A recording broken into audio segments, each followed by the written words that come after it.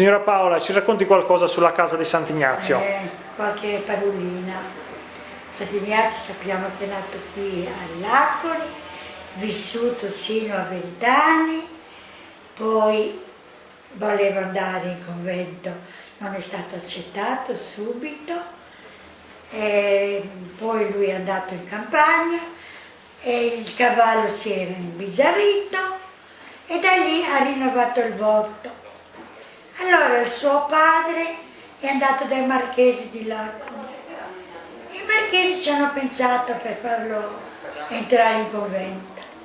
È entrato lì, si è fatto il suo cammino, è diventato santo.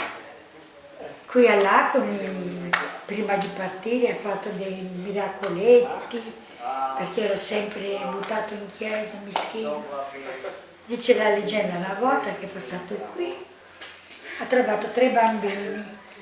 Uno di questi bambini ha detto al compagnetto: buttati a terra, che sta passando Gnazzeggio.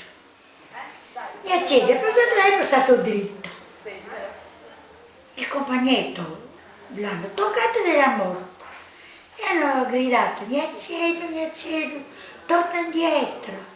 Gnazzeggio è tornato indietro e ha dato una pedata a quel bambino e si è svegliato di nuovo. Ha detto: un'altra volta un Gnazzeggio, non scherzessi.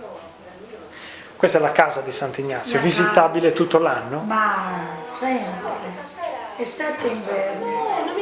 Perfetto. La ringrazio, signora Paola. Tanti anni.